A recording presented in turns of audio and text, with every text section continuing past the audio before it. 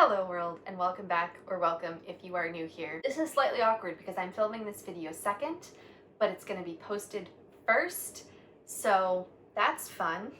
I'm taking what opportunity I have to film videos, so this is just how life is gonna be. And yes, I'm aware that my hair is standing straight up. I did not realize that my hair did this, but apparently it does, so that's fun. Before we get started with the actual contents of this video, here is your friendly reminder to go sign petitions today if you haven't done so already. There will be links in the description for resources, places that you can donate monetarily, and whether or not you are able to donate money to support the Black Lives Matter movement, you can always and should always open one of the many Black Lives Matter fundraiser videos in another tab. Mute it, let it play while you watch this, while you go about your day. I'm just gonna hold on to my laptop as a convenient prop for this because I'm gonna be reading off of it because this video is a mess. The one I filmed before this is a mess. Today is just a mess. I woke up at 5 o'clock in the morning because my toddler woke up at 5 o'clock in the morning, and it has been a day. So today I'm going to be talking about all of the books that I plan to read in July. I'm not going to read all of these books, but I'm going to try and read as many of them as I can. So at the very beginning of June, I discovered this amazing readathon by Noria Reads called the Fuckathon, which is a readathon made up of prompts, which is a readathon of prompts that are giving a nice big literary middle finger to various forms of systemic oppression. I started planning for this at the beginning of June, and then get on down to the end of June and TBR videos for this readathon start coming out, and I saw one from Bookish Realms. She's doing 3 readathons. One of them is the Fuckathon, one of them is one that I wasn't interested in, and one of them is a 90s themed PopCulture readathon. And if you're thinking to yourself, there's no way, Carmen, that you're thinking to try and do 2 readathons in 1 month, you would be wrong. I am making such a horrible mistake. And more than just trying to do 2 readathons, I could not freaking contain myself, and I'm trying to do 2 sets of bingo for the PopCulture readathon. What is wrong with me? I'm going to die. Farewell. So let's go through all of the prompts and the books I intend to read for the Fuckathon because that's a little bit more well thought out. And then we'll get into the hot mess that is the 90s PopCulture readathon. Okay? Okay. Like I said, for the Fuckathon, you read books that are a literary middle finger to various forms of systemic oppression. First prompt is Fuck Ableism, which is to read a book with a main character with a visible or invisible disability. I have selected The Tea Dragon Society by Katie O'Neill. This is one that's been on my TBR for a while. Seems like a good opportunity to read it. Next, Fuck Ageism. Read a book that centers a main character who is 50 years or older living their best life. This one I struggled with a little bit, and the book that I selected is not one that is on my TBR. It is not one that I had ever heard of before. It is The Face in the Frost by John Bellairs. John Bellairs is one of my favorite authors from my childhood. His spooky works really informed who I was as a person in my childhood, and this is a work that I had never heard of from him. It's about a wizard. Next, one of the prompts that I am most excited for, Fuck Capitalism. Read a book with a main character that tries to subvert, trick, swindle, or just survive and make the best of capitalist systems. I hate capitalism so much. That's a topic for another time.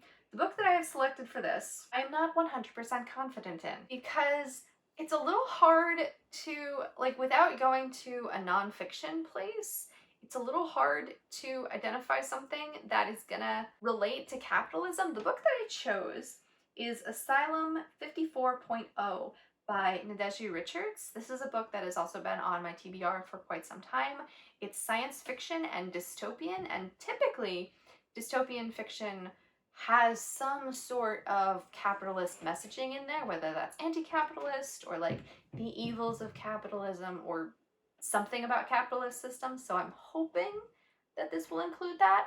If it doesn't, guess I'm screwed. Next is extremely relevant right now. Fuck white supremacy. Read a book that challenges white supremacist ideology. For that, I have two books that I didn't think I was going to be reading for several months. They are How to Be an Anti-Racist by Ibram X. Kendi and White Fragility by Robin DiAngelo. Like I said, I didn't think that I was going to be reading these for months, but they came through on my library hold, so gonna take that opportunity and read them. Next is Fuck Theological Fundamentalism and or Religious Intolerance. The prompt here is to read a book with a main character who practices a religion that is different from your own.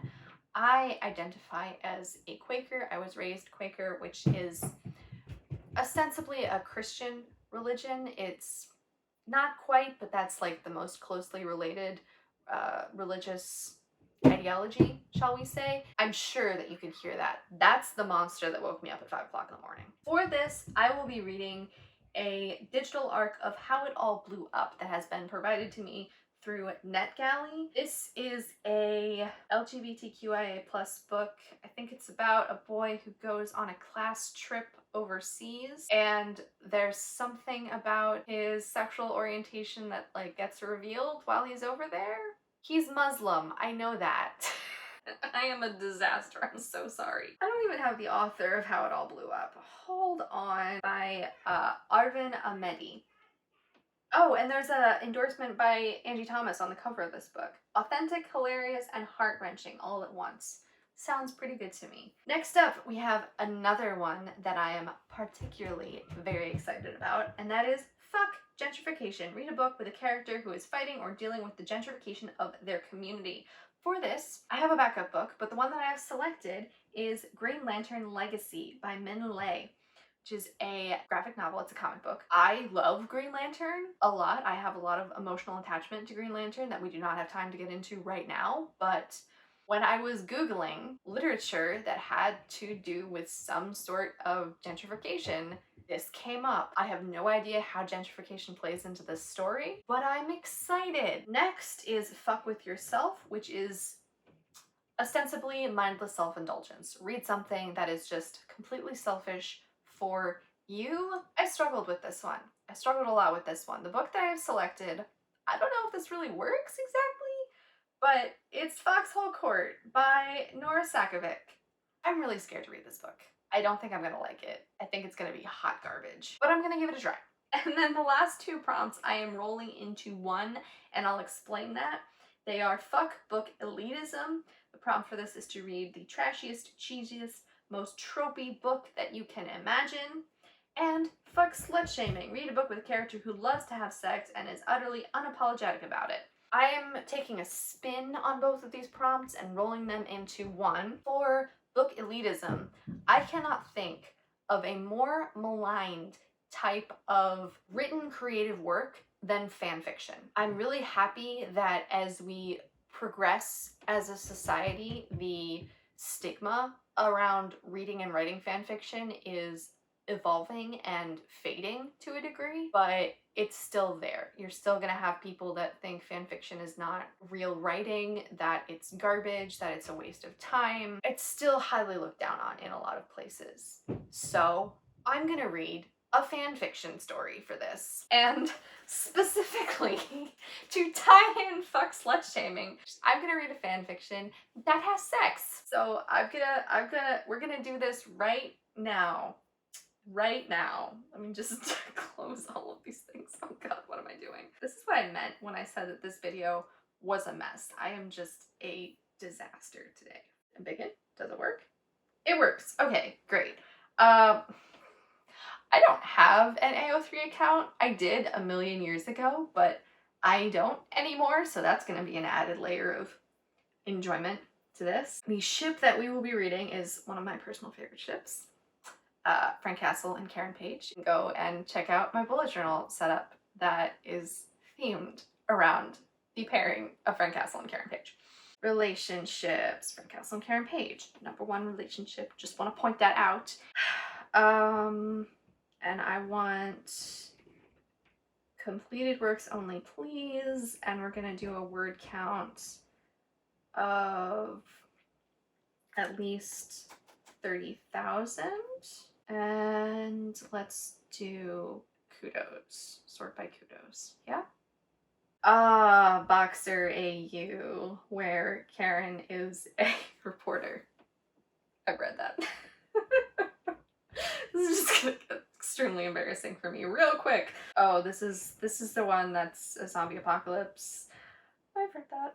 Something about Thanos. I don't like Thanos. I don't like that. Although this does have pining, so that's neat. Frank is a lumberjack. Karen is an author.